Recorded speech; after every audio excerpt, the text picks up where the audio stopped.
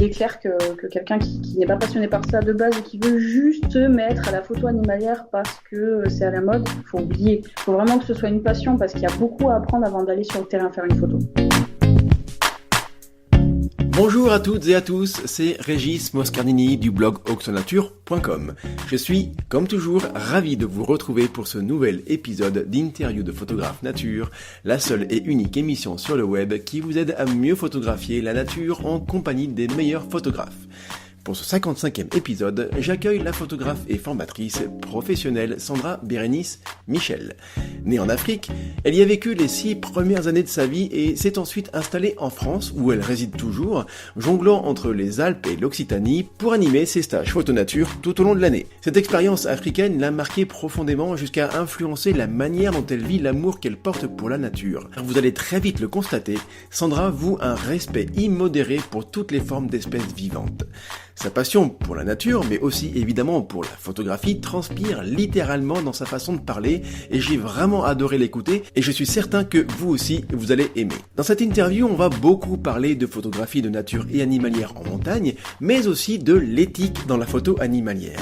On a réussi à parler de tout ça et à caser tout ça en un peu plus d'une heure. Vous verrez, c'est passionnant. Avant d'écouter Sandra, ça me ferait vraiment super plaisir que vous laissiez un commentaire, une note, ce que vous voulez, dans l'application de podcast que vous utilisez là en ce moment sur votre smartphone. Ça vous prend, 10-20 secondes et ça aide beaucoup à faire connaître l'émission. Merci beaucoup.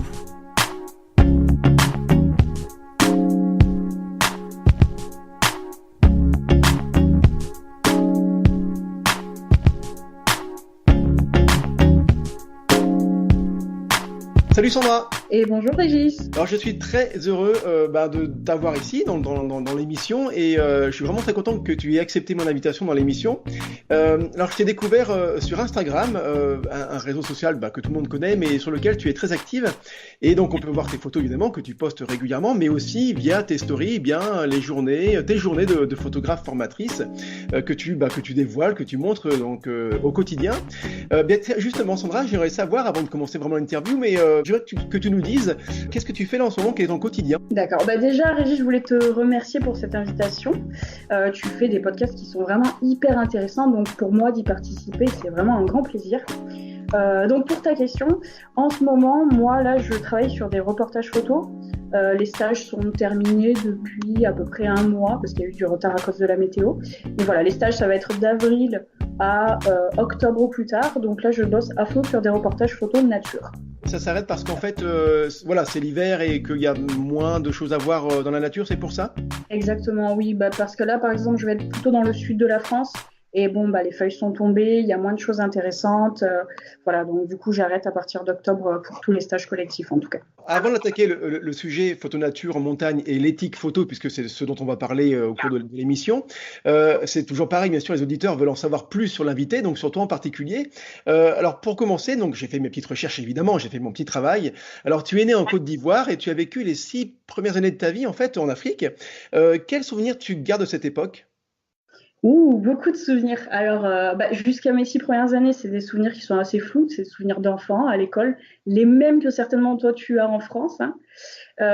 Les plus gros souvenirs en fait que je garde, c'est plutôt après mes 6 ans, parce que je continuais à y aller en fait tous les étés. J'y passais 2 mois jusqu'à environ mes 14 ans.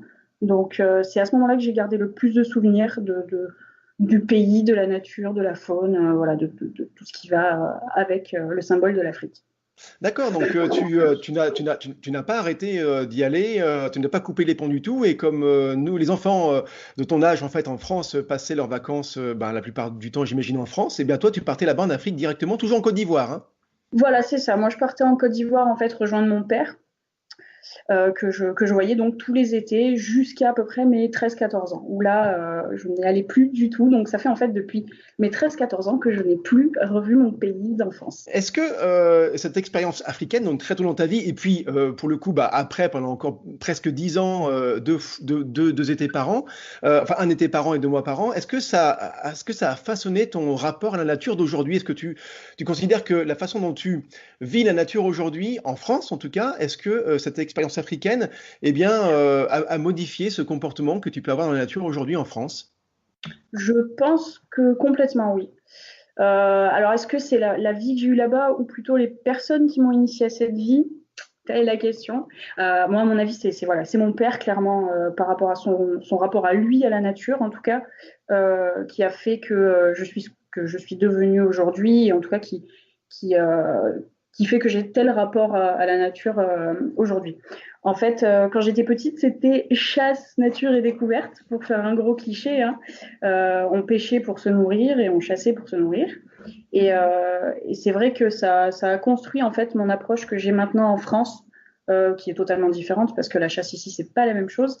Mais bon, voilà, ça a construit quelque chose en moi, en tout cas, même aujourd'hui dans mon métier. Et donc, oui, tiens, alors c'est une question que j'ai pas prévue, mais c'est aussi l'intérêt de la discussion qu'on a ensemble, et c'est ce Bien qui fait que sûr. les gens aiment le podcast. Euh, Est-ce que toi, j'imagine que tu n'es pas contre fondamentalement la chasse. Tu es plutôt, enfin, tu me diras si tu l'es d'ailleurs, mais j'imagine que tu es plutôt contre la chasse passion, la chasse activité de loisir, en fait. Si j'ai bien compris, c'est ça, hein?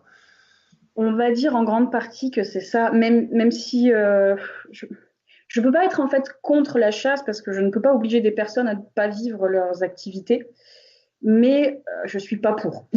Ouais, je comprends la différence. Voilà, c'est un peu compliqué, mais la pratique de la chasse en France, il y a vraiment beaucoup de choses à dire et beaucoup de choses à changer, en tout cas. Et je serais plutôt pour qu'il y ait énormément de changements sur ce qui n'est pas normal, à mon sens. On est Voilà. sur la même longueur d'onde. Je continue un petit peu sur cette grande parenthèse, cet grand épisode africain que tu as vécu, parce que pour moi, c'est hors du commun, hein, bien sûr, donc c'est quelque chose d'extraordinaire. Quand on a rencontré toute jeune des lions, comme toi, j'imagine des girafes, ça fait un peu cliché, mais je pense que c'est un petit peu ça, la plupart des animaux de la savane qui font rêver les enfants français, et bien, et qu'on se retrouve comme ça, quasiment du jour au lendemain, à observer bien des mésanges et des rouges-gorges qui sont pour nous très communs et très classiques. Et comment on vit ça quand on est gamin? Est-ce que, en fait, la question derrière ça, est-ce que fondamentalement, voir un lion, c'est quelque chose de vraiment superlatif?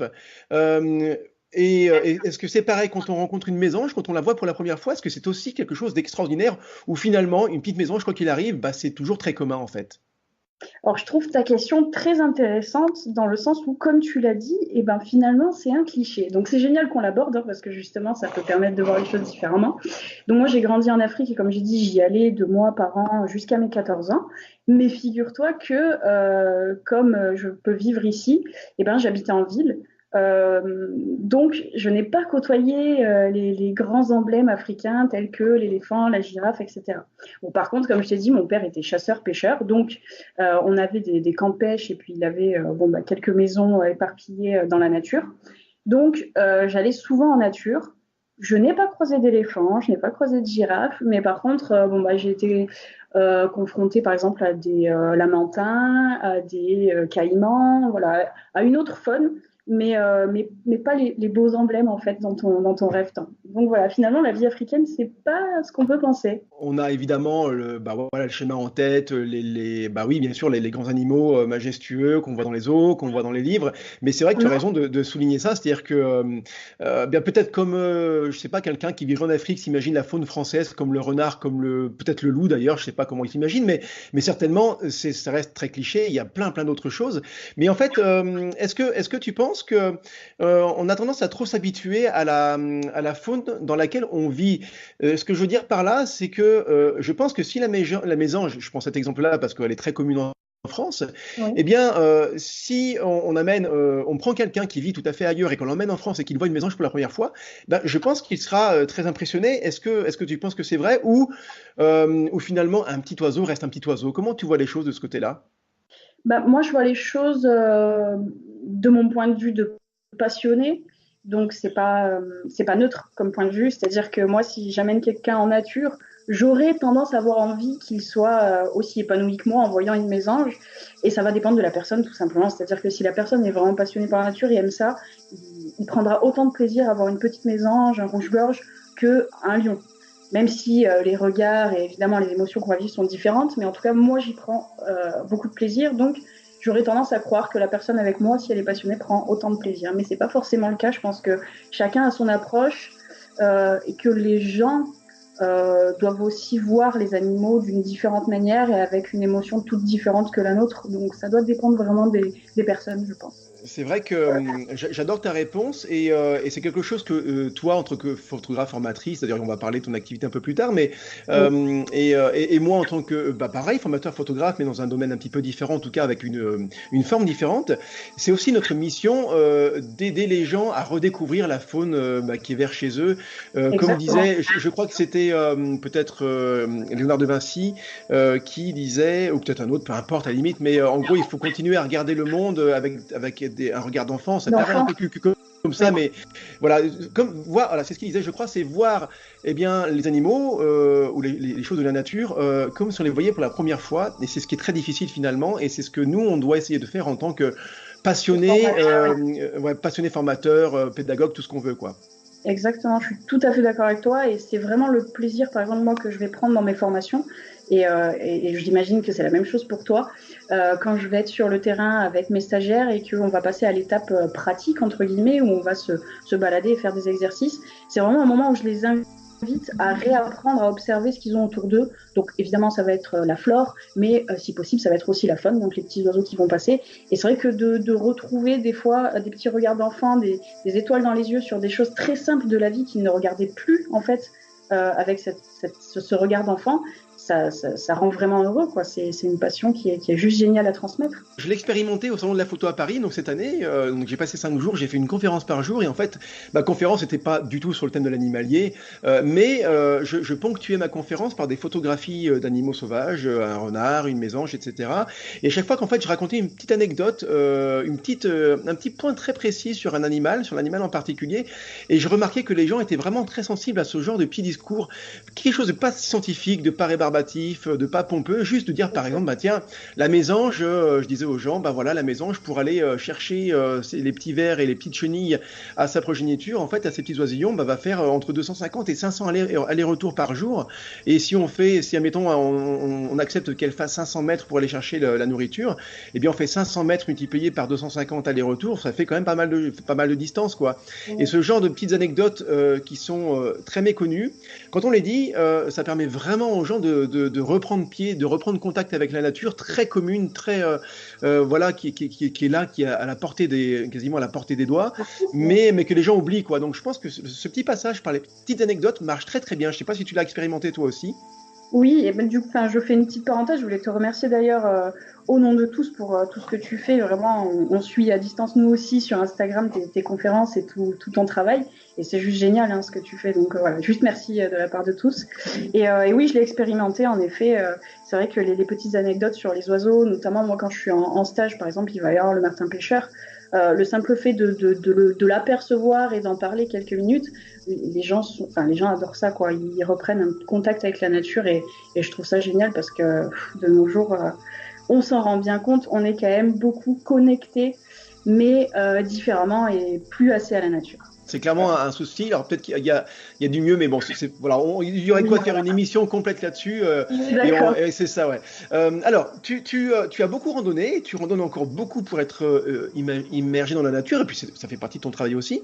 Mais la question que j'aime bien poser, ben voilà, aux personnes qui sont dans l'émission, c'est pourquoi tu as ressenti ce besoin de photographier. Et c'est la question que moi-même je me pose en fait, finalement, pourquoi on ne se satisfait pas de la seule observation et de la seule présence dans la nature? Pourquoi tu as ce besoin de photographier et de mettre en image ce que tu observes? En y réfléchissant un petit peu, bon, moi c'est vrai que ça a commencé assez tôt. J'avais pas forcément de personnes qui faisaient de la photographie autour de moi, donc ça m'est venu toute seule. J'adorais me balader quand j'avais 13-14 ans, c'était mes moments d'évasion plutôt que d'aller voir les copains. Voilà, j'allais en nature. J'adorais observer les choses. Et je sais pas pourquoi, mais petit à petit, pourtant j'étais pas baignée dans le numérique ou quoi que ce soit, j'avais envie de prendre des photos, en fait, de garder des morceaux, des instants en tout cas, de ce que je voyais pour les ramener simplement chez moi, parce que c'était une espèce de bulle qui était tellement apaisante que j'avais le besoin, voilà, à l'origine c'est plutôt ça, le besoin de retrouver ça et de pouvoir regarder mes photos et me remettre un peu dans cette bulle quand je pouvais pas sortir, quand j'étais petite. Après, Ben, en grandissant, c'est différent. Et c'est vrai que je pense qu'il y aura une réponse différente pour chaque personne à qui on pourrait Oui, poser cette question-là, mais c'est vrai que c'est quelque chose qui est finalement assez surprenant. C'est-à-dire que moi, je prends mon exemple perso, si je suis dans la nature et même je vois une oreille de lapin pointer le bout, je vais dire le bout de son nez, non, mais ouais, pointer un petit peu, eh bien, j'ai le cœur qui bat, et si j'ai pas mon oui. appareil, je suis frustré. Mais même si je me dis, mais profite de ce moment-là, c'est super et tout ça, mais il y a quand même quelque chose qui manque, et quand par contre j'ai l'œil dans le viseur et que je déclenche, il y a quelque chose de presque de physique. Est-ce que, alors c'est vraiment une théorie un peu peut-être un peu bidon, un peu de psychologie de comptoir, mais est-ce que tu penses qu'il y a un peu un côté instinct de chasseur? Je veux dire, euh, on est fondamentalement des cueilleurs-chasseurs, et ça fait pas si longtemps que ça qu'on est dans une société qui ne nous impose pas d'aller chasser. On a tout ce qu'il faut à portée à portée de sous et à portée de supermarché. Et du coup, est-ce qu'on n'a pas besoin quelque part d'avoir je sais pas, de ramener quelque chose? Alors certes, on peut pas ramener l'animal, on peut pas le tuer parce que c'est pas notre objectif du tout, mais ce côté jeu photographique, et c'est une espèce de voilà, je reporte l'acte de chasse sur l'acte de photographie. Est-ce que tu crois pas qu'il y a quelque chose comme ça? J'en profite pour rebondir un petit peu sur ce qu'on a dit au début. Alors c'est très personnel, hein, ce sera peut-être une autre approche pour quelqu'un d'autre, évidemment. Moi, comme je t'ai dit, du coup, le côté africain de ma vie a beaucoup impacté mon approche actuelle sur la nature. Et dans cet impact, en fait, il y a simplement la chasse. Donc, tu vois, c'est lié. En quoi En fait, quand j'étais petite, mon père m'amenait pêcher, donc pour se nourrir, mais un jour, il m'a amené chasser. Donc je suis partie avec lui, pieds nus dans les marais. En fait, voilà, ce côté ressentir la nature, sentir, écouter, j'adorais ça. Jusqu'au jour où, alors je l'ai jamais vu mettre à mort un animal, hein, je précise, mais jusqu'au jour où, en fait, on s'arrête. On est dans un marais, il y a une grosse forêt. Et là, il me dit chute. Il me tend le doigt, en fait, et il me montre un grand rapace, mais qui paraissait immense à mes yeux d'enfant. Et bon, moi, j'avais les yeux écarquillés, je me disais, waouh! D'un autre côté, je me disais, il a un fusil. Et donc, ce jour-là, il m'a dit, tu vois ça, je ne donnerai pas le nom, c'est tel oiseau, c'est très bon à manger, mais on n'a pas le droit de le chasser. Et il m'a fait un chute, il ne faut pas le dire. Et il a essayé de le tuer. Donc, j'étais très petite, hein. Donc, sur le moment, on ne réalise pas. Mais en fait, ça m'a vraiment marqué à vie parce que maintenant, quand je suis en nature, en fait, effectivement, j'ai ce besoin d'approche. Donc, comme je pouvais pratiquer quand j'étais toute petite avec mon père, voilà, aller dans la nature, approcher, sentir, regarder. Et c'est vrai que du coup, la finalité, c'est maintenant la photographie. Finalement, c'est comme tu dis, c'est peut-être un trophée de chasse, hein. C'est peut-être cet instinct qu'on a de base. Mais bon, moi, ça m'a impacté dans le mauvais sens parce que je suis totalement contre tout ça. Mais du coup, je peut-être retranscris ça par la photographie.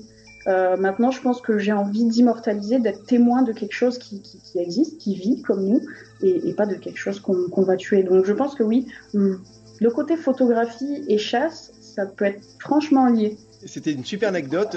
Vraiment, j'ai bu tes paroles. J'en ai presque les frissons. Enfin, presque non, j'ai les frissons. C'était vraiment super. J'imagine tout à fait la scène. Et du coup, le mot que tu as prononcé, trophée de chasse, ça me fait penser finalement un petit peu, eh bien, aux grottes de Lascaux, hein, ou la grotte Chevet. C'était ça en fait. C'est-à-dire que, dessiner sur ces parois les aurochs, les cerfs, les choses comme ça, les ours peut-être aussi. Eh bien, c'était quelque part un trophée, et c'était aussi un trophée montrer ce qu'ils avaient chassé, je crois. Hein. Eh bien, c'est quelque part la même chose pour nous. On ramène nos images on pouvait aussi. C'est la même chose si on dessinait ces images-là sur les grottes, sur les parois. Donc finalement, quelque part, on retrouve nos instincts de chasseurs, mais sous une forme différente. Et finalement, c'est Oui, peut-être pas plus mal comme ça. complètement. Sandra, on continue. On Oui. n'a pas beaucoup parlé de photos, donc justement, on commence un petit peu là-dedans. Comment tu as appris la photographie? Je veux dire vraiment les réglages, la sensibilité, le diaphragme, les choses comme ça, très très concrètes, très terre à terre. Comment tu as appris ça? Alors, pour essayer de faire court, ça a été le parcours du combattant. Comme beaucoup, à mon avis, ont dû s'y confronter en débutant la photographie. Quoique je dirais que de nos jours, c'est peut-être un petit peu plus simple avec justement nos formations comme ce que tu proposes toi sur ton blog. Mais voilà, moi à l'époque, j'ai commencé aux alentours de 14 ans avec tout ce que je pouvais trouver sous la main qui puisse prendre des photos. Donc ça a commencé par exemple avec une console, jusqu'à ce que j'ai un bridge. Alors quand j'ai eu ce bridge, comment j'ai fait? En fait, je ne pensais pas qu'il pouvait y avoir beaucoup de choses sur Internet. J'étais peut-être un peu naïve, hein. Mais du coup, j'ai juste pris mon appareil photo et tout testé. Donc, évidemment, les résultats n'étaient pas forcément là. Et je faisais quoi? Comme tout le monde, je retournais au mode automatique. Donc, petit à petit, j'ai continué à faire des photos, prendre du plaisir. Et puis, je me suis dit, bon, maintenant, c'est bien tout ça, mais il va falloir être plus créatif parce qu'il y a des choses que tu as envie d'exprimer que tu n'arrives pas du tout à faire en automatique. Et ça, tout le monde le sait. Donc j'ai creusé et d'ailleurs à l'époque j'ai très certainement dû aller sur Exo Nature pour regarder un petit peu ce que tu pouvais dire là-dessus. J'espère. Et oui, et il faut d'ailleurs. Et ça m'a beaucoup aiguillée. Et après franchement ça a été la pratique. J'ai testé en fait, je me suis obstinée à travailler en mode manuel parce que j'ai débuté la photographie parce que je voulais faire de la photo d'orage. Voilà. Donc j'étais passionnée de faune, etc. Mais je ne pensais pas du tout en faire des photos à la base. Ce qui vraiment m'a poussée à apprendre la photo, c'est l'orage. Et l'orage, donc photographier des éclairs, etc., ça demande le mode manuel, obligatoirement, un trépied, etc. Donc là, j'ai mis le nez dedans, j'ai appris en faisant beaucoup de tests, donc beaucoup, beaucoup de ratés. Il m'est arrivé de demander à un ami photographe, mais autant vous dire qu'il n'était pas pédagogue et que j'avais rien compris à ses explications. Donc, je dirais que je me suis quand même vraiment dépatouillée toute seule. Alors que vraiment, de nos jours, il faut que les gens n'oublient pas qu'il y a plein de petites formations qui existent, comme ce que tu peux proposer et ce que je propose aussi. Et que clairement, moi, j'ai perdu, je pense, 3 ans de ma vie à patauger dans la semoule pour apprendre des réglages qu'on peut vraiment, en une journée, commencer à avoir en main, quoi. Tu prêches un convaincu, et d'ailleurs ça surprend souvent les gens quand on leur dit ça. Il n'y a pas que moi qui le dis, hein, je veux dire n'importe quel formateur dirait la même chose, mais je pense que ça surprend les gens quand on dit, en gros la technique photo ça prend en une demi-journée, quoi. Prenez une formation que je peux faire, allez prendre un cours avec Sandra. D'ailleurs juste tiens, j'ai une parenthèse tout de suite. Quel est ton site, Sandra, pour qu'on puisse aller te voir, comme ça ce sera dit, même si on rappellera à la fin, comme ça au moins on l'oubliera pas. C'est quoi ton site? C'est gentil, merci. Alors moi c'est Atmosphère Sauvage. Parfait. Voilà, tout simplement. Ok, super. Donc du coup, voilà, on peut se former en présentiel avec toi, avec d'autres, avec moi sur une formation en ligne. Mais bref, se former sur les réglages de la photographie, ça te prend une demi-journée. Après, comme tu l'as dit, il faut de la pratique. Mais voilà, pour ceux qui commencent, si ils veulent gagner du temps, à savoir, eh bien ne pas s'embêter comme tu as pu le faire les réglages, comment faire, à se dépatouiller, à trouver, finalement à avancer par essai-erreur. Ouais, c'est ça. Ouais. Et du coup, il vaut mieux prendre une formation tout de suite et après c'est réglé et après on s'entraîne. Mais tu as raison, hein, il vaut mieux faire ça comme ça. Ah, complètement. C'est juste que voilà, à l'époque, moi, j'en avais pas conscience et ma mère ne baignait pas du tout là-dedans, donc elle non plus ne s'est pas dit ce genre de choses peut exister, donc je vais lui offrir un petit cours. Donc voilà, j'ai bien galéré, mais vraiment, moi, je vous incite à vous rapprocher de personnes qui peuvent vous apporter ces bases, vous allez gagner un temps fou et surtout, il n'y aura plus de frustration parce que on le sait tous, commencer la photographie sans aide et puis en essayant de se dépatouiller seul, c'est hyper frustrant et puis des fois, on finit par abandonner, donc c'est dommage. Est-ce que toi, dans tes stages terrain, tu organises justement des sessions, on va dire, plutôt consacrées à l'apprentissage de l'appareil photo? Oui, exactement. C'est même tout à fait ce que je propose. La version, on va dire la formule que je propose, stage photo nature collectif, donc avec maximum 5 stagiaires, c'est exactement ça. En fait, on va passer une journée de 7 heures, bon, avec la pause pique-nique, où toute la matinée, en fait, on va observer, écouter et analyser la partie technique pour petit à petit, en fait, la maîtriser en fin de journée avec des exercices pratiques sur le terrain. Donc, c'est exactement ça. Encore une fois, on le retrouve sur ton site Atmosphère Sauvage, hein, c'est ça, hein? Oui, bien sûr. Ok, parfait. De toute façon, je mettrai les liens après en description sur le blog, hein. Ceux qui nous écoutent via leur smartphone et peuvent aller voir sur mon site www.oxonature.com et dans le blog, dans les podcasts, trouveront l'interview de Sandra et comme ça, vous pourrez avoir toutes les informations. Alors, par contre, on l'a dit, hein, on peut apprendre la technique photo, les bases, hein, bien sûr, les bases après on peut aller beaucoup plus loin, mais les bases, en tout cas, on peut l'apprendre en une demi-journée sans souci. Mais par contre, ce qui demande une vie entière d'apprentissage, eh bien, c'est les connaissances naturalistes, parce que c'est tellement riche, tellement incroyable, il y a tellement de choses à apprendre que les connaissances naturalistes sont vraiment très, très longues à apprendre. Mais toi, justement, Sandra, comment tu t'es formée sur les connaissances naturalistes, sur la nature? Comment tu as fait?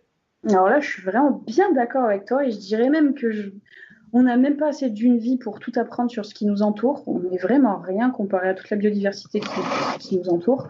Mais bref, donc comment j'ai fait moi, baignant dans la nature depuis toute petite, déjà, j'étais dehors, quoi. J'étais dehors, donc on me disait, ça c'est ça, ça c'est ça, ça c'est ça. Et par la suite, toute seule, donc quand j'ai commencé à monter un petit peu mes formations, ça faisait déjà depuis très jeune que je passais clairement beaucoup de mon temps à regarder des reportages sur la nature, quoi. C'est tout. À regarder des reportages et lire des livres. Et comme c'est une passion, c'est simplifié, hein, mais il est clair que quelqu'un qui n'est pas passionné par ça de base et qui veut juste se mettre à la photo animalière parce que c'est à la mode, faut oublier. Faut vraiment que ce soit une passion parce qu'il y a beaucoup à apprendre avant d'aller sur le terrain faire une photo. C'est quelque chose qu'on a tendance à oublier, mais il existe des très très bons reportages. La BBC sont les plus connus évidemment, mais il y a des très très bons reportages de nature. Alors c'est vrai que moi j'ai pas la télé, donc du coup je regarde pas ça finalement, mais tu viens de m'y faire penser. Ça peut être aussi un bon moyen. Alors ne pas se contenter que de ça bien sûr, Oui. mais les reportages télé, peuvent être un bon moyen d'introduire finalement des sujets, et même d'aller un peu plus loin pour certains. Donc effectivement, ça peut être pas mal de regarder des reportages télé, c'est vrai. Oui, je parlerai d'ailleurs tout de suite d'Ushuaïa Nature. Je pense que ça, on a tous un petit peu baigné dedans. C'est juste génial ce que faisait Nicolas Hulot. Voilà, ces immersions dans la nature, on apprenait tellement. Et puis c'était tellement passionnant. Donc voilà, quand je parle de reportage, voilà, ça va être ça à peu près, hein, tout ce qui est Ushuaïa Nature, ou les reportages qu'on peut retrouver sur Arte, les gros documentaires sur la faune, faune de France par exemple. C'est juste, ces reportages sont merveilleux. Et puis après, voilà, les bouquins, pour ceux qui veulent apprendre un peu la photo de nature et animalière, euh, il y en a quelques-uns qui sont très intéressants. D'abord, se renseigner sur la faune sauvage qu'on a du coup en France, hein, sauf si vous êtes ailleurs. Il y a Faune sauvage de France, Biologie, Habitat et Gestion. Donc ça, c'est un livre de l'Office national de la chasse et de la faune sauvage. Et puis après, pour citer un photographe qui est connu, il y a Erwan Balança qui fait des livres très intéressants. Il y a la photo de nature. Et après, il y a évidemment tous les livres vraiment du style encyclopédie ou les livres des parcs nationaux sur les fleurs, la faune, les arbres, etc. La chance qu'on a maintenant et que qu'on n'avait pas. Quand je dis on, j'étais pas là, mais en tout cas si j'étais là, mais je m'intéressais pas à cette époque-là, à cet aspect-là des connaissances. Mais avec Internet maintenant, avec les forums, même avec YouTube, tiens, tu parles des reportages, mais Oui. Marie Wilde par exemple, qu'on doit suivre certainement tous les deux sur Ah oui. Et que je vous sur invite à suivre. exactement. Donc Marie Wilde, elle a une chaîne YouTube qui est formidable et elle fait des reportages géniaux sur une espèce en particulier à chaque fois. Donc ça fait partie des choses à suivre pour se former évidemment. Mais maintenant, on n'a plus d'excuses pour ne plus avoir les bonnes informations. Ah oui, Sandra, une dernière petite question avant de vraiment aller d'aller dans le sujet de la photo de nature et de montagne. oui. Euh, Est-ce que donc tu suis en ce moment une formation pour être accompagnatrice en montagne et aussi animatrice nature? Est-ce que du coup ça t'apporte des choses, on va dire un peu plus, j'allais dire universitaires que tu ne pourrais peut-être pas trouver ailleurs dans les livres par exemple? Alors, moi, actuellement, c'est la partie, on va dire, formation animatrice nature, oui, qui m'apporte des choses beaucoup plus scolaires, on va dire, hein, mais des choses indispensables, notamment sur tout ce qui va être loi, hein, tout ce qui tourne autour de la protection de la nature. Et le côté accompagnateur en moyenne montagne, par contre, je prépare la formation, donc je ne suis pas encore rentrée en formation, mais je sais à peu près ce qu'on a dans les cours et ça apporte forcément plus, évidemment. Ça apporte vraiment bien plus. Donc, c'est pour ça que je me dirige vers ces formations. C'est que c'est bien beau, on peut apprendre beaucoup de choses seul. Euh, mais bon, les formations, c'est quand même presque indispensable, quoi. Oui, oui, c'est vrai. Et puis, disons que je pense que ça peut t'apporter une. Tiens, je discutais justement, ça me fait penser à ça, mais encore une fois, au salon de la photo, j'ai pu rencontrer beaucoup, j'imagine, d'auditeurs et de lecteurs. Enfin, j'imagine d'auditeurs parce qu'on est dans l'émission, mais beaucoup de lecteurs aussi. Et certains d'entre eux, des jeunes, hein, suivent une formation BTS photo, un CAP photo, une école privée en photographie. Et alors, quelque part, je les envie parce que moi, plus jeune, si j'avais eu cette passion-là très tôt, c'est ce que j'aurais aimé faire, mais maintenant, c'est un petit peu trop tard. Mais c'est pas grave. Mais je pense que la force de ce genre de formation, c'est aussi de permettre d'avoir une culture naturaliste pour les formations naturalistes, mais aussi une culture photo pour les formations photo, et d'avoir une formation, je pense que c'est accéléré, quoi. Ce qu'on peut peut-être avoir en 5-10 ans, on va l'avoir en 2-3 ans de manière accélérée, et d'avoir une bonne culture photo, mais je veux dire, voilà, c'est pas que c'est indispensable, c'est que ça te permet d'avoir des bases très solides et en mode Oui, accéléré, voilà. ouais, complètement d'accord avec ça. un sujet, il ne faudra pas qu'on y passe beaucoup de temps, mais parce que c'est pas que D'accord. le temps est compté, mais il n'y a pas, il y a pas de page de pub à passer, et puis il n'y a pas une émission qui suit derrière qu'on n'est pas pris par le temps. Mais bon, n'empêche qu'on va pas, voilà, on va pas y passer non plus des jours. Mais Sandra, alors en fait, j'ai fait le compte et j'ai fait 54 épisodes, 54 émissions pour le podcast Interview de photographe nature. Eh bien, sur les 54 interviewés, eh bien, j'en ai interviewé seulement 5 qui étaient des femmes.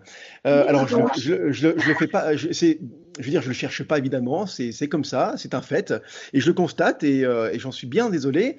Alors la question en fait, c'est est-ce que tu constates toi aussi qui accueille des stagiaires toute l'année et qui aussi est dans ce milieu-là, hein, donc tu le vois aussi. Est-ce que tu vois un tel déséquilibre, un tel ratio, on va dire en faveur des hommes, quoi, hein, du masculin?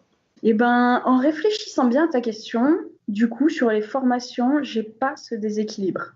C'est étonnant, hein, mais là, ça fait 2 ans, enfin plus de 2 ans que je fais mes formations, et pour l'instant, j'ai pas constaté ce déséquilibre. J'ai vraiment, je, il faudrait que je fasse les comptes, mais je pense qu'on est presque sur un pied d'égalité. Alors après, tu vois, là où je le retrouve, pour faire écho à autre chose, c'est ben, sur les réseaux sociaux, les gens qui nous suivent, hein, tout simplement, les photographes qu'on peut voir, avec qui on communique d'ailleurs tous les deux, je pense, sur Instagram notamment. Si on regarde les statistiques, je suis plutôt à 70% des hommes et le reste, ça va être des femmes. Donc, on le retrouve, oui. Il y aura certainement beaucoup plus de photographes hommes que femmes, mais sur mes formations, bah, tu vois, pas du tout. Et je trouve ça étonnant, hein, d'ailleurs, mais pas du tout. J'anticipe sur la fin de l'émission où maintenant j'introduis ce que j'appelle le moment Insta. Et en Mhm. fait, c'est une question qui a été posée par Léa Colobert ou Colobé, je ne sais pas comment on prononce ça, mais je la suis aussi sur Instagram. Et son Oui. compte, c'est Enjoy Nature with Me. J'aime bien son compte également. Elle a une belle chaîne Insta, une belle chaîne YouTube. Eh bien, c'est exactement la question qu'elle a posée en fait, hein. Voilà, elle dit la photo animalière, on va pas se mentir, c'est un milieu d'hommes malgré le fait que de plus en plus de femmes s'y mettent. Et voilà, donc elle voulait me poser une question par rapport à ça. Je l'ai posé un petit peu à sa place, mais elle aussi, elle a ressenti ça. Donc c'est vraiment quelque chose qui est ressenti par pas mal de gens quand même, j'ai l'impression. Voilà, peut-être que le matériel qui est un petit peu lourd, peut-être aussi la sécurité. Qu'est-ce que tu penses de la sécurité par rapport aux femmes qui peuvent être, enfin qui sont, si elles veulent pratiquer la nature, la photographie nature et animalière, sont seules la plupart du temps dans la nature. Est-ce que le côté sécuritaire, en gros, tomber sur un fou furieux, est-ce que ça peut faire peur également? Moi, je peux pas penser à la place des femmes. Est-ce que toi, est-ce que tu le ressens? Est-ce que tu peux le ressentir, ça? Franchement, oui. Oui, oui. Oui, ça me fait penser, ben, enfin, une anecdote, entre guillemets, quand j'étais plus jeune, je le ressentais beaucoup, maintenant beaucoup moins, parce que j'avais pris, je pense, confiance en moi. Mais quand j'étais plus jeune et que je sortais en nature, ne serait-ce que pour observer, hein, pas forcément faire de la photo, j'avais tendance à me cacher quand il y avait des gens. C'est-à-dire que j'avais peur j'avais plus peur de l'homme que de la faune, etc. Donc oui, je pense qu'il y a quand même une certaine insécurité. Il y a les gros clichés, certainement des chasseurs qui font pas du bien, hein, à ces problèmes de sécurité. Mais oui, on se sent pas bien en sécurité quand on est une femme dans la nature. Seule. Enfin bon, voilà, des fois on se fait des films, hein. Moi personnellement, ça m'est déjà arrivé de me dire, bon, je garde toujours mon énorme objectif sur l'épaule. Comme ça, si jamais il y a quelqu'un qui m'embête un peu, ce sera coup d'appareil photo, voire coup de 300 mm de 4 kilos sur ta tête. Mais bon, voilà, oui, on se sent pas forcément en sécurité selon les endroits. J'appuie là-dessus par contre. Je sais pas D'accord. ce que tu en penses, mais ouais. Bah écoute, moi je le ressens pas particulièrement. Non, je le ressens pas en fait, c'est vrai, mais voilà, je suis certainement mal placé pour dire ça parce que étant un homme, forcément, je me sens moins comment dire moins en danger, et potentiellement moins en danger. Mais c'est une erreur certainement parce que si encore une fois, j'ai discuté avec il y a pas très longtemps de ça, pas un photographe, mais quelqu'un qui fait des treks et qui fait ce qu'on appelle, alors j'ai oublié le nom, mais qui est un petit peu dans le monde du survivalisme, tu sais, Mhm. et qui va vivre voilà pendant une semaine seul dans la nature. Et il me disait, mais moi, en France, en tout cas, j'ai peur de rien, sauf d'un fou qui m'attaque, quoi. Mais homme ou pas homme, voilà, enfin homme ou femme, de toute façon, si on tombe sur un détraqué, ça peut être dramatique. Donc Exactement. voilà, et c'est vrai que la question de la sécurité est effectivement un vrai problème à soulever, et ça pourrait faire l'objet d'une autre émission sur ça. Écoute, ça fait quand même déjà, Sandra, je vois pas le temps passer. Moi non plus. C'est juste top. Ça fait 30 minutes qu'on est, même un peu plus qu'on est en train de parler. Et on n'a pas encore parlé de la photographie nature de montagne. Donc on y va. Aïe, aïe, aïe. Alors. Première question. Donc Oui. là, on va parler de la photographie de nature en montagne. Quelle est la grosse différence, je dis bien là, hein, au singulier, la grosse différence pour toi entre la photographie, on va dire, de plaine, de campagne, quoi, et celle de montagne? Hum. Bah, tout simplement le terrain, hein. Voilà, tu l'as dit dans ta question, ça va être les problématiques de terrain. Donc le physique, finalement, c'est ça qui va compter. Quelqu'un, je dirais que n'importe qui voilà, pourra faire de la photo en plaine. Par contre, en montagne, ça demande beaucoup plus de rigueur et d'entraînement, hein. Ça va être ça la plus grosse différence, je pense. C'est-à-dire que, en fait, la question d'après, c'était en gros quelles précautions à prendre, mais il y a peut-être tu me dis si je me trompe, tu pourras, enfin, tu compléteras certainement même, mais voilà. Est-ce que il y a deux précautions à prendre? La première, c'est une précaution, on va dire physique, s'entraîner plus, être plus, avoir un cardio en gros, hein, avoir une condition physique un peu meilleure. Et puis le deuxième type de précaution par rapport à la faune, est-ce qu'il y a des choses à voir par rapport à ça? Alors, réponds à ta question à l'envers, c'est-à-dire je réponds par la deuxième interrogation. Par rapport à la faune et tout ça, non. Moi, comme je disais tout à l'heure, la seule chose qui puisse être inquiétante quand on est en balade dans la nature, ce serait, comme on dit, un fou, hein, quelqu'un d'un peu décérébré. La faune, si vous ne la craignez pas, si vous l'aimez, si vous êtes vraiment passionné de nature, vous vivrez des moments juste géniaux et vous avez vraiment rien à craindre. Attention, en ayant une éthique et en sachant où sont les limites, évidemment. Mais bon, voilà, de ce côté-là, il y a rien à craindre au niveau de la faune. Là où je dirais qu'il faut être vraiment attentif sur la sécurité, c'est toujours avoir dans son sac à dos, c'est bête, hein, mais bon, un téléphone chargé pour appeler les secours en cas de problème et une trousse de sécurité avec toute la panoplie qu'il faut, couverture de survie, de l'alimentation, ne jamais partir sans ne pas avoir assez d'eau, enfin voilà, plein de petites choses. Il faut toujours bien faire son sac quand on part en montagne. Alors que c'est vrai que moi, quand je vais partir en plaine, bon, mon sac, c'est le même que la montagne, donc j'ai toutes ces petites choses, mais je vais juste faire attention à avoir de l'eau, mon téléphone chargé, et puis presque basta, quoi. Voilà, tous mes éléments de photographe à côté.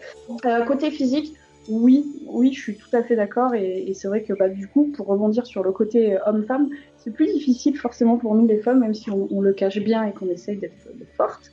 Mais on a besoin d'un peu plus d'entraînement, hein, parce que bon oui, le poids du matériel, le dénivelé, les kilomètres, voilà, on a des petites jambes, des petits bras, donc c'est un peu plus difficile. Mais oui, voilà, en montagne, il va falloir s'entraîner un petit peu plus, même si c'est pas totalement inaccessible, mais c'est vrai que c'est pas ouvert non plus à tout le monde, clairement.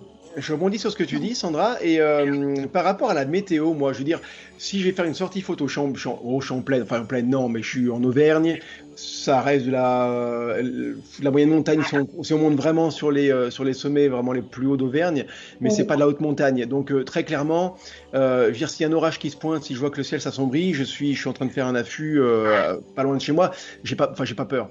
Je veux dire, je crains pas grand-chose finalement. Est-ce que c'est différent en montagne? Est-ce qu'il faut faire attention à ça? Je dirais que, alors c'est un très bon point que tu relèves, et j'en profite pour dire qu'il faut vraiment y faire attention partout. Pas forcément qu'en montagne. Alors moi, ça m'est déjà arrivé de me faire prendre, mais on était conscient des risques, donc bon, tant pis pour nous. Mais consulter vraiment, moi à ce niveau-là, j'ai de la chance, mon compagnon est météorologue, donc on tient une page de météo, donc j'ai pas trop de soucis quand je pars faire mes sorties. Mais consulter la météo avant de partir. Évidemment que n'importe quel photographe de montagne te dira, je consulte la météo, les risques d'avalanche, etc. l'hiver quand je pars faire mes sorties photo. Évidemment. En plaine, on a moins tendance à le faire, mais par exemple, comme tu l'as dit, l'orage, c'est très dangereux. On a tendance à le négliger. Un impact de foudre, ça arrive très vite et ça, même s'il ne nous tombe pas dessus et que c'est à quelques mètres, on peut avoir de graves séquelles.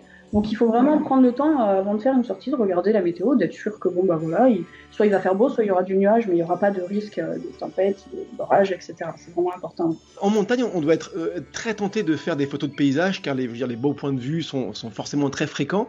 Comment toi tu gères matériellement la photo de paysage en même temps que la photographie animalière? Est-ce que tu fais les deux? Est-ce que tu t'interdis de faire l'un ou l'autre parce que tu veux pas te déconcentrer? Bref, comment tu fais ça? Ah, très bonne question.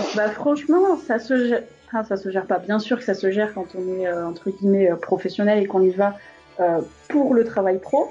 Par contre, quand on y va en tant que simple passionné, ça se gère pas, ça se subit. Voilà, très clairement. C'est-à-dire qu'on a on a les deux matériels dans le sac, et que, comme tu l'as très bien dit, moi, ça va m'arriver de sortir juste pour faire des observations. de me dire, ouais, mais je sais qu'à tel endroit, j'ai posé tel piège, il va y avoir tel animal qui va passer aux alentours de telle heure, donc je dois me poster bien avant, etc., pour pas déranger. Et puis sur mon chemin, il va y avoir une belle lumière, un beau paysage, et puis je vais faire ma photo de paysage.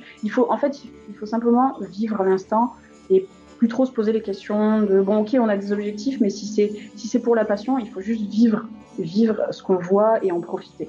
Donc bon, le matériel, on le subit, mais après voilà, côté professionnel, il faut s'organiser. Voilà, il faut se dire ok, bah là, je pars pour tel objectif, donc j'oublie mon matériel, on va dire pour l'animalier à la maison, je garde le matériel paysage. Même si j'avoue que personnellement, je peux pas le faire. C'est impossible. C'est au-dessus de mes forces, on va dire. Je me dis toujours, à minima, je mets le 200 mm dans le sac, même si je pars faire une petite rando. J'y arrive pas, voilà. Mais bon, quelqu'un de plus organisé que moi et qui est vraiment professionnel en montagne, à mon avis, c'est se tenir à ce qu'il doit faire et à ses objectifs. Je fais l'analogie par rapport à là on enregistre, on est au mois de décembre, donc oui. On est passé c'est l'hiver et voilà, donc c'est parti pour la saison de la mangeoire. Et donc, et ce que je donne souvent comme conseil, mais c'est vrai que même moi-même, j'avoue ne pas toujours le tenir, c'est en gros, si on a plusieurs supports avec les oiseaux qui viennent à droite et à gauche, eh bien essayer de ne garder qu'un support, enfin de ne viser qu'un support, qu'un perchoir, pardon, et puis parce qu'on a une photo en tête, un décollage, un atterrissage ou un comportement particulier sur un type de perchoir particulier. Et si l'oiseau va ailleurs, et ben tant pis, on laisse aller ailleurs, même si la photo a l'air d'être super, on le laisse aller ailleurs, parce que s'il vient là où on avait prévu et qu'on est en train de faire le déplacement d'objectif, et ben du coup on sera pas prêt. Mais c'est vrai qu'on est quand même, malgré tout, on est quand même toujours très tenté de déplacer de quelques centimètres l'objectif pour viser la situation présente, mais au risque de pas être prêt pour l'un ou pour l'autre moment, quoi. Donc c'est toujours un petit peu délicat finalement de gérer ça. Oui, c'est vraiment très délicat. En animalier, en fait, il faut toujours se tenir prêt, mais en même temps, enfin, moi, mon approche personnelle, c'est que je passe clairement plus de temps à observer qu'à faire des photos, parce que je sais pas, j'aime vraiment beaucoup ça. Donc, mon appareil est là, est toujours prêt, c'est-à-dire que, conseil pour les débutants, quand vous baladez en nature, refaites vos réglages en permanence, même si vous ne faites pas de photos. C'est-à-dire que la lumière change, n'oubliez pas de corriger vos réglages, même s'il ne se passe rien, je sais pas, toutes les 10 minutes ou quelque chose comme ça, voilà. Donc, on se tient prêt, mais bon, c'est bien aussi de prendre le temps juste d'observer, quoi, et de profiter de cette nature. Est-ce que la montagne, Sandra, le milieu montagnard, va te guider par rapport à ton choix entre affût, c'est-à-dire être caché, et bibaude, c'est-à-dire en gros avancer vers l'animal, ou est-ce que c'est finalement ta préférence perso qui décide de l'un ou de l'autre, ou même l'animal, tiens. Voilà, c'était la troisième option. Moi, je dirais dans la majeure partie des cas, ça va être quand même l'animal. En fonction de l'animal que je veux photographier, je sais que je peux faire par exemple une randonnée ou une bibaude pour du bouquetin, alors que d'autres espèces, le chevreuil, etc., que j'aime pas trop déranger, par exemple au cœur de l'hiver, on va dire, là je ferai un affût. Donc moi je dirais que c'est plutôt en fonction de l'animal. Par contre, il est vrai que le terrain, il joue beaucoup et qu'il y a des fois on peut pas faire de bibaude, donc on va grimper et se poster en affût, quoi. Ça me fait enchaîner parfaitement avec la question suivante. C'est est-ce qu'il est possible d'utiliser le relief pour faciliter tes approches, j'imagine, je sais pas moi, schématiquement grimper, enfin en tout cas suivre une colline ou monter dessus puis aller au sommet et voir ce qui se passe en contrebas. Est-ce que le relief en montagne est intéressant pour les approches? Complètement. Et d'ailleurs, c'est un bonheur. Enfin, moi, quand je suis en montagne, je fais 6 mois de l'année des deux côtés, dans le sud de France et montagne. C'est vraiment ce qui me plaît le plus en fait en montagne. Bon, hormis évidemment les espèces que je peux y retrouver, c'est que quand je vais faire des affûts ou donc plutôt de la bibaude, je connais un petit peu les habitudes des animaux, les heures auxquelles ils vont passer, etc. Je peux me préparer à l'avance et me dire là ça va monter. Juste derrière, j'aurai une butte. Et en fait, quelquefois, on peut se poster et avoir le chevreuil, je dirais, à 5 mètres. Mais comme il est juste au-dessus de la butte, il ne nous voit absolument pas. Il ne nous sent pas, évidemment, si le vent est dans la bonne direction. C'est quelque chose qu'il faut vérifier en amont. Mais oui, c'est génial. On peut profiter de situations qui sont complètement différentes de la plaine, quoi. Moi, ici, c'est pas du tout la même approche. C'est bien plus compliqué, en tout cas, de photographier la faune en plaine qu'en montagne. Est-ce que le vent a aussi, donc tu nous as dit l'intérêt d'avoir du relief comme ça, c'est vrai que c'est très facilitant, j'imagine. Est-ce que le vent a toujours autant d'importance quand on photographie évidemment les mammifères? Bien sûr. Et surtout qu'il y a beaucoup de vents ascendants du relief. Donc, il faut vraiment se méfier de si on attaque, entre guillemets, le sommet par la droite, ou enfin, par l'est ou par l'ouest, et vice-versa. Parce qu'il y a beaucoup voilà, de vents ascendants et il faut s'en méfier parce que des fois ça tourne, etc. Donc oui, il faut vraiment faire attention parce que on a cette facilité du coup de pouvoir se camoufler derrière une butte ou quelque chose comme ça. Mais par contre, au niveau du vent, bah, le mieux c'est de sortir quand il n'y en a pas, quoi. Et ce qui peut réduire vachement le nombre de sorties. Mais par contre, du coup, le vent, est-ce qu'il est, je connais pas vraiment le milieu de la montagne, mais est-ce qu'il y a des directions très marquées? En gros, je dis ça comme si vraiment il y avait les montagnards et puis d'un autre côté ceux qui habitent en plaine. Mais euh, souvent, quand même, le vent, c'est la direction principale, c'est d'ouest en est. Le vent qui vient des perturbations océaniques. Est-ce que c'est pareil en montagne ou finalement, à cause du relief, il y a quand même vraiment des directions qui sont changeantes? Est-ce que ça change d'une heure sur l'autre ou même plus rapidement? Ou il y a quand même des directions très marquées? Oui, il y a des différences, évidemment. En montagne, ce qu'on va rencontrer le plus souvent, c'est ce que je disais tout à l'heure, c'est les vents ascendants, en fait. En fonction de la période, souvent en fin de journée, moi, par exemple, là où j'habite, je vais avoir un vent un petit peu chaud qui va remonter les pentes en fin de journée. Donc oui, il y a des différences aussi, et le relief, il joue vraiment énormément. Une très très bonne connaissance du terrain et pour ça, rien ne remplace forcément la pratique sur le terrain.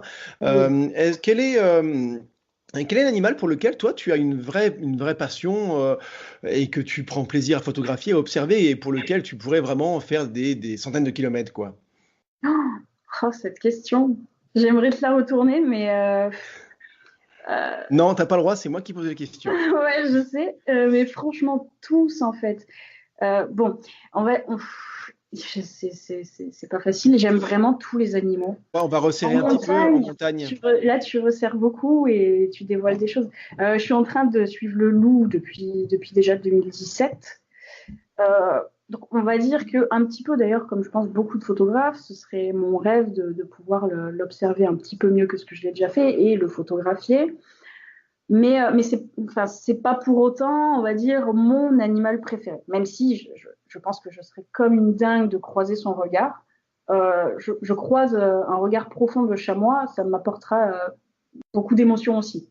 Certainement pas les mêmes, mais beaucoup d'émotions. Donc j'aime toute la faune, j'adore photographier les chamois, les chevreuils, les boutins, les oiseaux, etc. Mais on va dire que là, voilà, celui qui me fait beaucoup envie, c'est le loup et j'attends vraiment de croiser son regard un jour. Ça me ferait beaucoup de bien. Je me dis que, tiens, tu voulais me retourner la question, je vais me prêter au Voilà. jeu, mais finalement, ce serait peut-être, c'est un petit peu en contradiction par rapport à ce que je disais tout à l'heure, ou ce qu'on disait tout à l'heure, à savoir que on doit, enfin, on doit, non, mais notre statut de passionné, de formateur fait que on essaye vraiment de transmettre cette passion pour tous les animaux, quels qu'ils soient. Mais finalement, c'est peut-être les animaux qui sont les plus rares. Moi, je sais que vers chez moi, il y a très, très, très peu en Auvergne en tout cas, très, très peu de chats forestiers, de chats sauvages. Oui. Eh bien, je me dis que cette rareté-là, fait que forcément, quelque part, mon cœur battrait un peu plus vite C'est et je ça. serais pareil comme un dingue si je le rencontrerais parce que voilà, c'est rare quoi. En fait, quelque part, ce qui est rare, ça a un peu plus de valeur. Donc, Oui. mais parce que c'est la situation locale, c'est le contexte qui fait que c'est comme ça. Et voilà, donc voilà, ce serait peut-être ça finalement, l'animal préféré du moment, ce serait peut-être celui qu'on rencontre le moins à un moment particulier de notre vie finalement. Et c'est un peu l'excitation du moment aussi, parce que on sait que c'est une espèce qu'on a peu de chances de voir, comme le lynx, que beaucoup pourchassent, on va dire.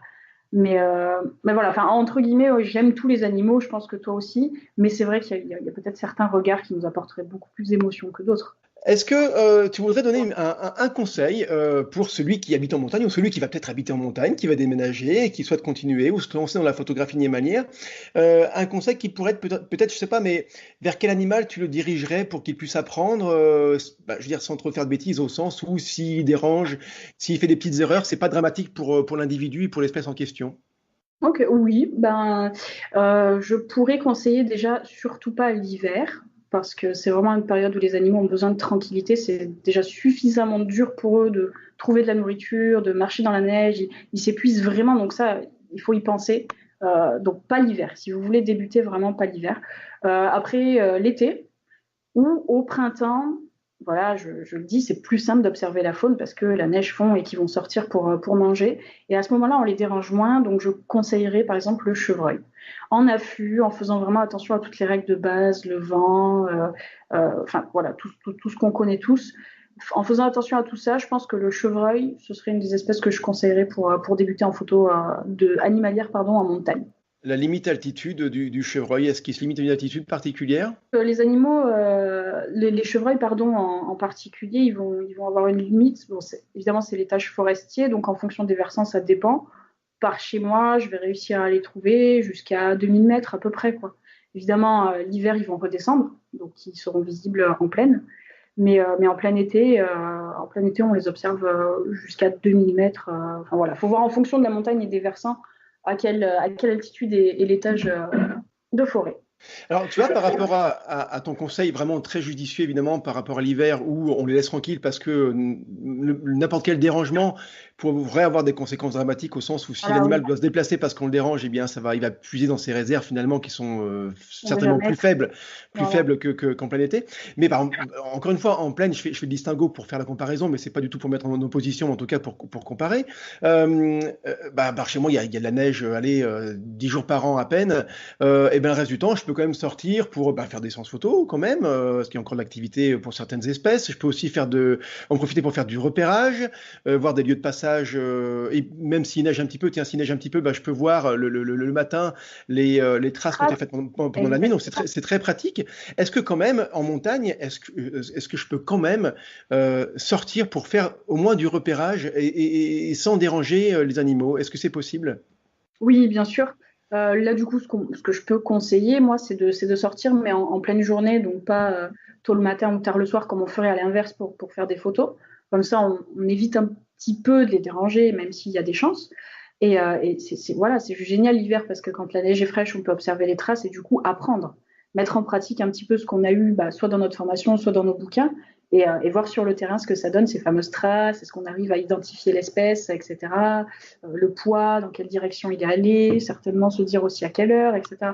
Donc oui, on apprend beaucoup l'hiver. Et c'est une facilité du coup d'avoir de la neige pour pouvoir voir les passages d'animaux et tout ça sur leur habitat. Sandra, donc tu es formatrice photographe nature. Justement, ta démarche de formatrice en photo nature s'inscrit dans le respect de la faune sauvage et tu communiques pas mal là-dessus d'ailleurs, et donc aussi le respect du milieu naturel dans lequel tu évolues.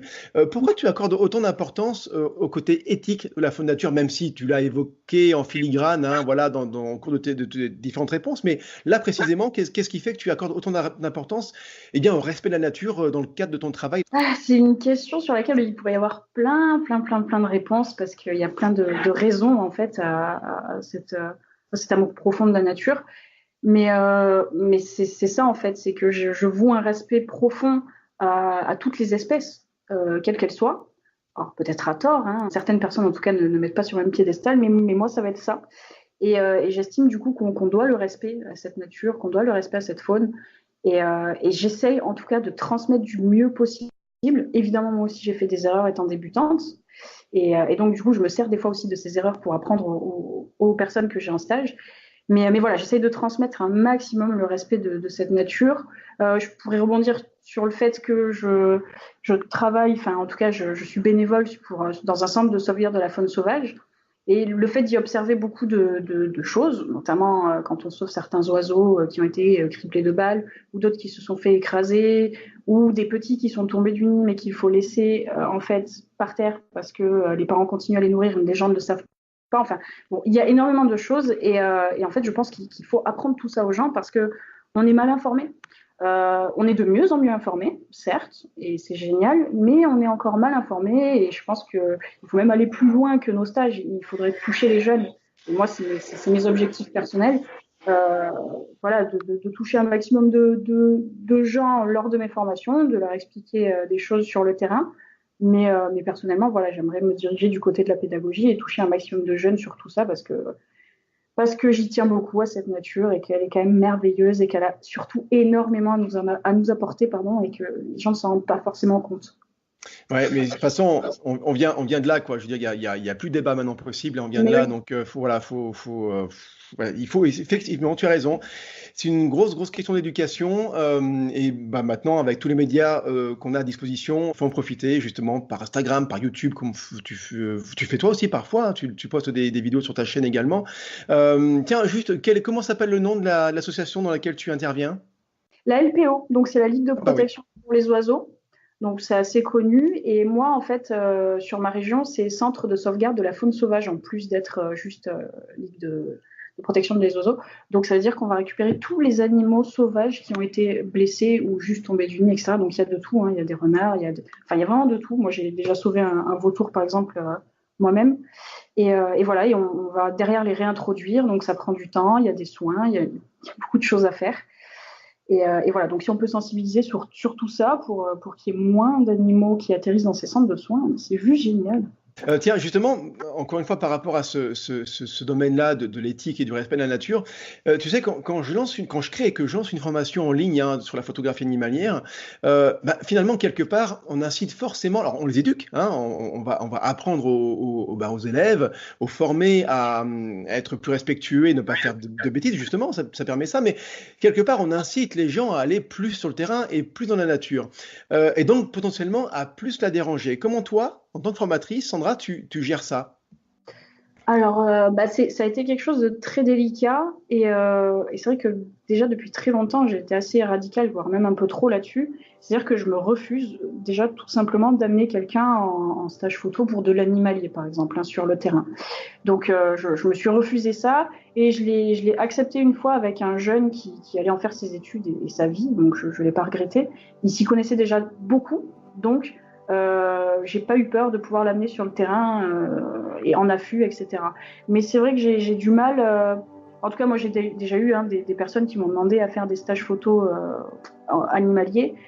Bah, peut-être à tort, je refuse et je préfère en fait faire un stage plus général où on apprend la photo de nature et où là, on va pouvoir aborder les sujets pour ceux qui le veulent de l'animalier et où je vais pouvoir donner des conseils. Mais c'est vrai que pour l'instant, je vais peut-être évoluer, hein, mais j'évite d'amener les gens en nature. Je le refuse.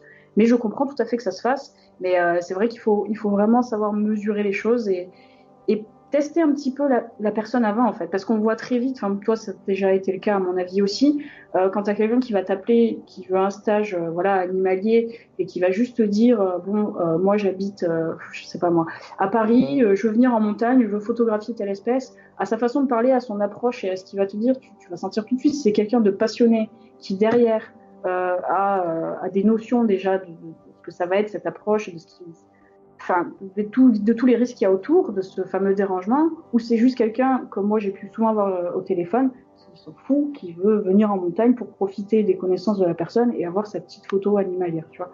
Donc ça, moi je me le refuse et je préfère faire un stage un peu plus général, où on approche du coup la photo de nature. Toutes les espèces qu'on va avoir sur le terrain, voilà, on va pouvoir les observer, en discuter.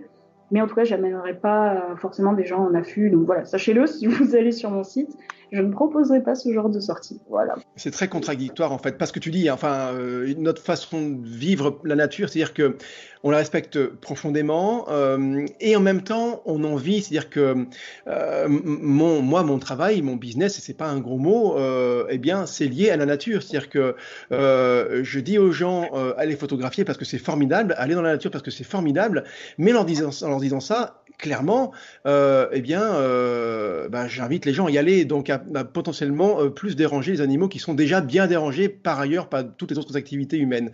Donc c'est contradictoire et en même temps, je me dis que de faire ça, de faire ces cours-là, ces formations, eh bien, on les forme aussi, on les éduque.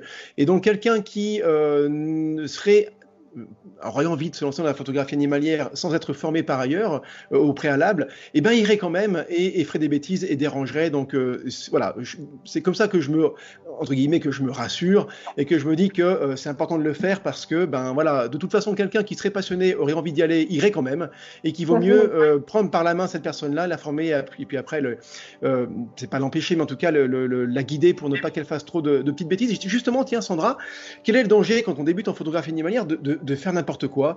Alors pas en faisant exprès dans 99% des cas, mais parce qu'on n'a pas les bonnes informations et parce que on pense que, que la nature est aussi à tout le monde, donc à nous, et qu'on fait ce qu'on veut. Et ben justement, quand on fait ça, quel est le gros danger? On pourrait essayer de prendre un exemple pour ça. C'est vrai que maintenant, avec les réseaux sociaux, Internet, Facebook, etc., on voit beaucoup d'images et beaucoup d'images de photographes merveilleux. Mais c'est vrai qu'on va avoir des photos, par exemple, d'animaux pris au terrier, comme les renardeaux. Donc prenons par exemple cet exemple-ci. Des gens qui ne savent pas, qui ne connaissent pas l'espèce, les habitudes et tout ça, pourraient débuter en se disant, tiens, c'est vrai que cette photo, je l'ai trouvée vraiment magnifique. Je vais essayer moi aussi. C'est bon, j'ai trouvé à peu près la période où il pouvait y avoir des renardeaux. Je vais essayer d'y aller. Il faut savoir que photographier au terrier, c'est très délicat et je ne le recommande pas du tout parce que vous pouvez tout simplement déranger la mère qui va du coup vouloir prendre tous ses petits, les amener dans un terrier, voire même les abandonner par crainte et par stress. Donc il faut vraiment faire attention sur en tout cas les photos que vous voulez faire. Et quand vous voyez de belles photos comme ça sur Internet, n'hésitez pas, c'est bête, hein, mais n'hésitez pas à poser des questions au photographe, lui demandant voilà, comment tu as fait pour éviter derrière de faire des bêtises, par exemple de s'approcher trop près d'un terrier, même en pleine journée, ou des choses comme ça. Il y a plein de sujets, plein d'exemples possibles au niveau de l'éthique. Il faudrait un article complet, et d'ailleurs, du coup, je peux renvoyer vers un article de Adrien Coquel de Pose Nature. Il a repris un article qui était écrit en anglais sur, le titre c'est Stop, ne photographiez pas comme ça, ne shootez pas comme ça. Si je peux vous conseiller quelque chose, c'est par exemple lire ça, et vous aurez un grosso modo de l'éthique du photographe nature et de tout ce qu'il ne faut pas faire et éviter évidemment pour déranger cette faune qui nous est chère finalement. J'ai bien fait de citer Adrien Coquel qui fait aussi un super travail avec son site Pose Nature. C'est vrai qu'on trouvera cette information-là sur son site sans souci. Mais voilà, c'est vrai que tu l'as dit, hein, je ne vais pas paraphraser, mais il faut vraiment déjà par défaut s'abstenir. Et puis si on veut y aller, poser des questions. Tu as raison, hein, les photographes qui font des jolies photos, voilà, qu'ils soient pros ou passionnés, experts et qui sont un petit peu connus dans le monde de la photo animalière via leur site, via Facebook ou via un autre réseau, peu importe, eh bien, c'est leur poser des questions, même dans les salons. Hein, moi, je m'en souviendrai toujours, je suis un grand fan toujours de Fabien Gréban, mais avant de le rencontrer, de le connaître un petit peu, il était dans un salon, j'étais pas loin aussi, j'y suis allé, un petit peu tout intimidé, mais finalement, je lui ai posé une question, on a discuté pendant une demi-heure et c'était juste super. Donc, faut pas hésiter non plus, et tu l'as très bien dit, à solliciter les photographes pour savoir comment ils sont pris, pour ne pas faire d'impair quand le débutant veut aller après sur le terrain. Sandra, ça fait 1 heure. C'est pas c'est pas grave. Au contraire. Alors tu vois, donc voilà, je vais poser des questions du moment Insta. Donc tu vois, j'ai mon compte Instagram, la photographie sauvage, et avant chaque interview, je demande à mes abonnés, quelles questions ils voudraient poser à la prochaine personne interviewée, en l'occurrence toi, Sandra. Et donc j'ai eu pas mal de réponses, une bonne vingtaine. Alors je pourrais pas toutes les dire. Donc du coup, alors ce sera peut-être un petit peu décousu parce que je vais en lire une et puis il y a une autre sur un autre sujet, peu importe. Et du coup, c'est un petit peu improvisé tout ça. Thibaut Gotchi qui pose la question, j'espère que je prononce bien. Donc Sandra, combien de temps passes-tu en montagne? Est-ce que tu y dors, sous tente, cabane?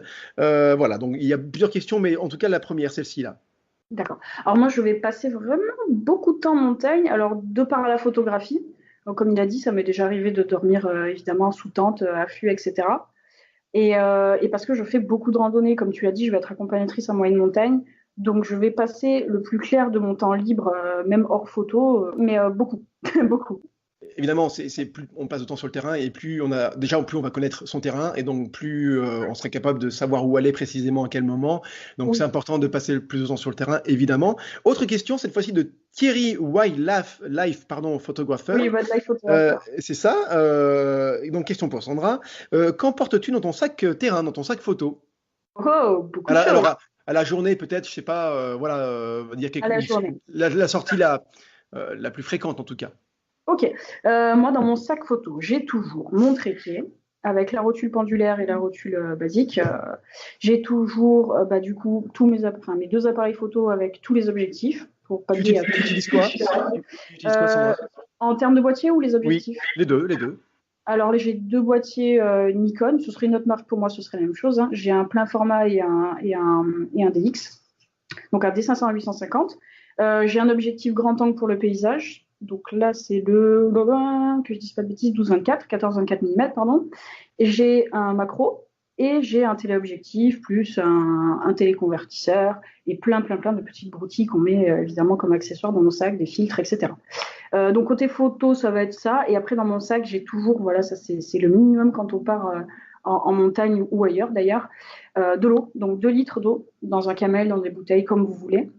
La trousse de sécurité, comme j'ai dit tout à l'heure, hein, la trousse de secours avec toute la panoplie en cas de pépin. J'ai même une carte, ça il faut y penser, mais il y a des petites cartes qui sont faites où on peut mettre son groupe sanguin et toutes les informations de base en cas de pépin, parce que bon, le téléphone, c'est possible qu'il n'ait aussi plus de batterie. Qu'est-ce que je peux avoir que je peux conseiller? Bon, la lampe frontale au cas où, la doudoune, le kawaii en cas de pépin météo. Mais bon, on a dit qu'on s'était bien renseigné juste avant côté météo, donc voilà. Mais voilà, toutes ces petites choses, on va dire. Pas trop mal. Je sais que j'en oublie plein, hein. Si, du papier biodégradable. C'est bête, c'est biodégradable parce que je suis une fille, donc je peux pas faire pipi dans une bouteille. Enfin, c'est pas très pratique, quoi. Donc voilà, papier biodégradable et le sac poubelle parce que ben c'est vrai que je sais pas, certains ont pu le voir, mais j'ai essayé de lancer un petit mouvement, voilà, parce que quand on est dans la nature, nous, photographes animaliers ou de nature simplement, on a ce devoir, quelque part quand même, comme toute personne qui se balade, de ramasser les saletés qu'on voit, quoi. Donc j'ai toujours mon petit sac poubelle, je ramasse dès que c'est possible. Des fois, c'est pas possible parce que c'est des grosses choses et on le sait, on a un sac qui est déjà trop lourd. Donc je me mets des petits marqueurs et je me dis, bon, bah là, il faut que je revienne ramasser tel déchet. Évidemment, le mieux, c'est que personne ne salisse, mais bon, voilà. Tu pratiques le clean walking, en fait, c'est ça, Bah, marcher, oui, marcher voilà. propre, quoi. Voilà, tant que c'est possible, j'essaye de voilà, ramasser tout ce qui est sur mon chemin, sauf la flore. Voilà, hein, juste les saletés. D'accord. Alors, une autre question, je regarde un petit peu ce qui a été posé. Une question qui a été posée par Corentin Nerzik, mais qui était aussi posée par d'autres comptes. J'ai eu 3 ou 4 questions comme ça. C'est par rapport à ce qui s'est passé récemment. Donc là, on est en décembre 2018. En gros, en novembre 2018, il y a eu cette histoire-là avec le photographe animalier Romain Doucelin, qui a posté, enfin voilà, il y a eu un gros comment Un dire, gros malaise. un gros malaise qui s'est passé dans le milieu de la photographie animalière, et vraiment ça a beaucoup diffusé, beaucoup fait parler les réseaux sociaux, parce que en fait ce photographe-là a posté des photos de mulots, de souris, dans des positions dont très particulière et très peu naturelle. Donc du coup, ça a tiré un petit peu ça a mis la puce à l'oreille à certains photographes qui ont dénoncé ça. Et en gros, il n'est pas possible d'avoir ce genre de photographie-là naturellement. Donc, même si lui ne l'a pas avoué, et je ne sais pas s'il l'avouera un jour, on ne sait pas, mais en tout cas, on l'accuse d'avoir congelé, pris des animaux morts, des souris mortes, de les avoir congelés pour après les mettre dans des positions, dans des formes très particulières. Donc l'idée, c'est pas forcément c'est pas de faire le procès de Romain Doucelin parce que on n'est pas qui on est pour le faire, mais par contre, ce qu'on peut faire, c'est ce qu'on peut essayer d'avoir comme discussion. Eh bien, déjà, qu'est-ce que tu en penses, toi, Sandra, de cette pratique-là, au-delà du cas Romain Doucelin, mais de cette pratique-là, de prendre un animal mort et de le mettre dans une position très particulière pour faire joli, pour faire cute. Qu'est-ce que tu en penses, toi?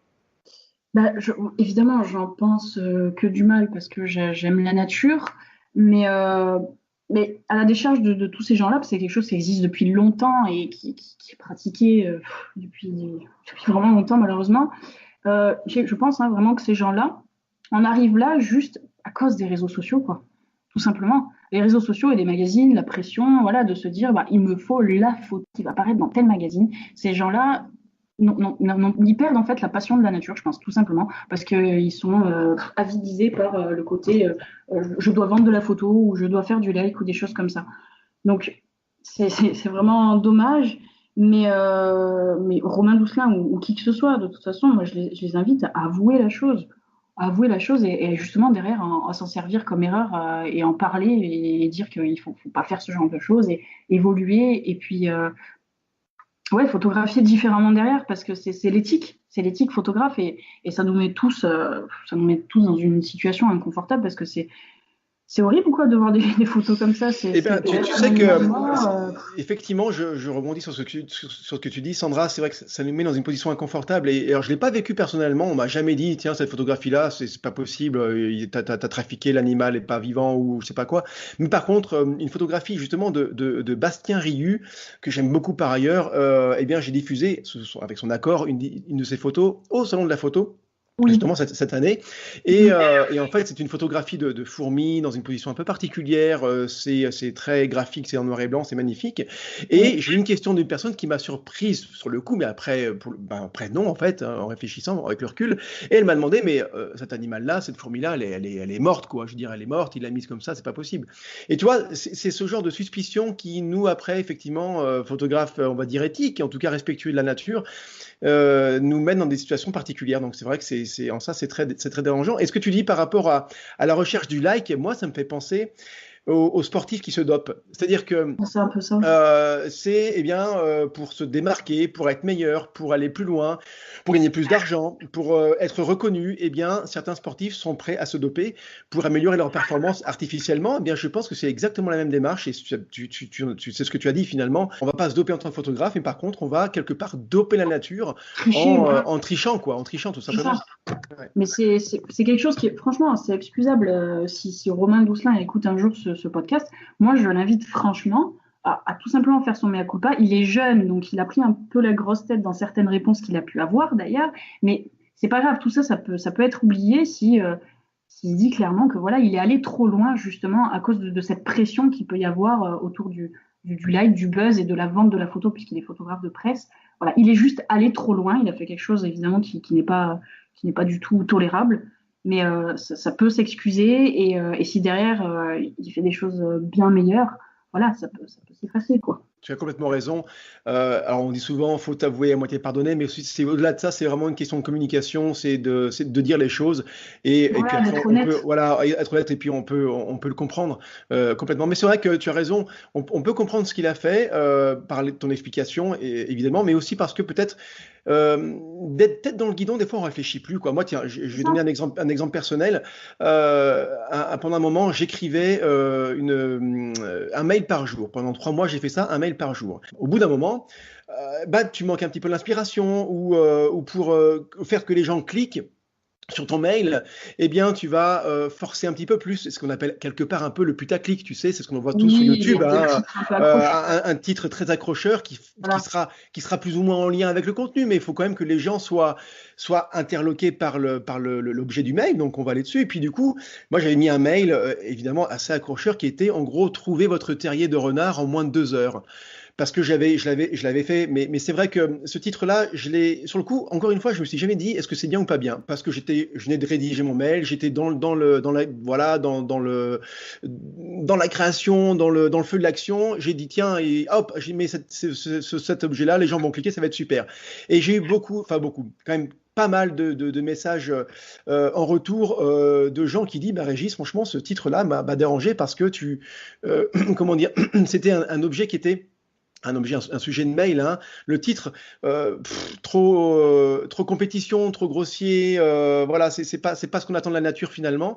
Et ben, tu vois, c'est un peu ça qui se passe peut-être dans la tête de certains photographes et qui a pu se passer dans la tête de Romain Dousselin, c'est-à-dire que voilà, il est dans la création, il est dans le feu de l'action, il veut faire quelque chose, il est à fond dedans et puis bah, des fois on prend pas de recul, on réfléchit plus et puis c'est parti quoi.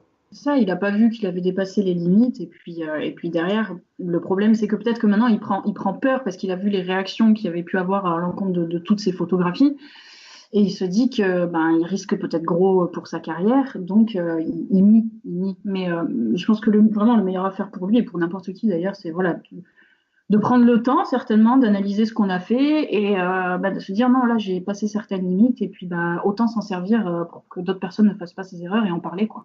Quelles sont, Sandra, ton actualité? Est-ce que je sais pas, tu vas exposer ou est-ce que tu vas produire un peu de contenu pour ta chaîne YouTube? Qu'est-ce que tu vas faire là dans les quelques mois qui vont venir pour qu'on puisse te retrouver?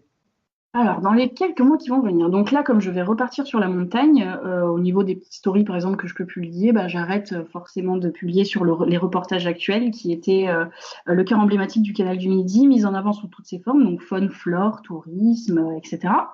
Donc ça va être en pause pendant l'hiver. Par contre, on devrait me retrouver en mars pour une exposition qui sera dans le sud de la France, très exactement du côté de Saint-Chinian. Normalement, ça parle pour le vin, hein, donc voilà. Donc côté de Saint-Chinian, et j'ai fait un reportage sur une forêt, donc les essences et la diversité de cette forêt. Ce sera mis en avant avec une vision artistique, enfin en tout cas c'est ce qui m'a été demandé, hein, artistique, esthétique, graphique et pédagogue. Donc réunir tout ça sur voilà quelques photos. Donc les gens pourront découvrir la diversité de cette forêt, comment la gérer, comment s'y balader, en respect avec la nature, etc. Et après, moi, à titre personnel, pas professionnel, voilà, comme je l'ai vaguement dit, je suis sur le suivi du loup quelque part dans les Alpes. Et voilà, je pense que d'ici cet hiver, je vais essayer de réaliser plus d'images, si j'en ai le temps. Et puis, on verra d'ici quelques années. On croise les doigts. Peut-être que j'aurai quelque chose. Peut-être que je l'observerai, que je pourrai en parler. Mais en tout cas, je pense que mes tracks, on pourra les suivre en story. Et j'en ferai très certainement une vidéo sur YouTube. Alors, voilà, YouTube, c'est quelque chose que j'ai envie d'alimenter. Mais je ne trouve pas le temps. Je ne sais pas toi comment tu fais pour trouver le temps de tout ça. Mais voilà, je manque de temps. Mais en tout cas, voilà, c'est quelque chose que j'aimerais faire, une belle vidéo, surtout que maintenant j'ai un drone, donc ça peut être sympa, une belle vidéo sur la montagne en hiver et puis peut-être cette traque du loup. Des très beaux projets, Sandra, je te félicite, c'est vraiment super. Où est-ce que on peut te suivre, justement, pour être informé de ton actualité? Où est-ce qu'on peut te suivre? Plus simple, ça reste Instagram, c'est là où je vais communiquer le plus parce que les gens sont actifs et qu'on partage beaucoup, je trouve, par rapport à Facebook. C'est Atmosphère Sauvage avec un le tiré du bas entre atmosphère et sauvage. Et après mon site internet. J'essaye de tenir à jour. Je vais notamment y afficher les reportages que j'ai déjà faits et ceux qui sont en cours. Donc voilà, il y a un fil actualité où vous retrouverez un petit peu tout ce que je fais, côté vidéo, côté photo, et puis toutes mes formations, et puis le côté pédagogique aussi que je cherche à avoir pour le futur. N'hésitez pas donc à suivre Sandra sur son Instagram. Vous tapez dans Google Atmosphère Sauvage et vous trouverez son site. Voilà, donc allez-y, suivez ça et abonnez-vous j'en profite, hein, abonnez-vous à mon émission, à mon podcast Interview de photographe nature. Merci Sandra et à très bientôt. Merci Régis, au revoir tout le monde.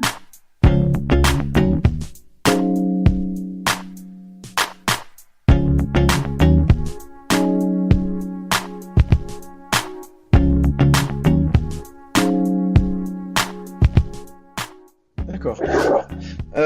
Quand on se promène, quand on fait de la photographie, je reprends ma question parce que du coup, j'ai pas voulu commencer comme ce sera coupé au montage, il y a pas de problème, ou alors ce sera dans le bêtisier à la fin, peut-être, je sais pas, je verrai.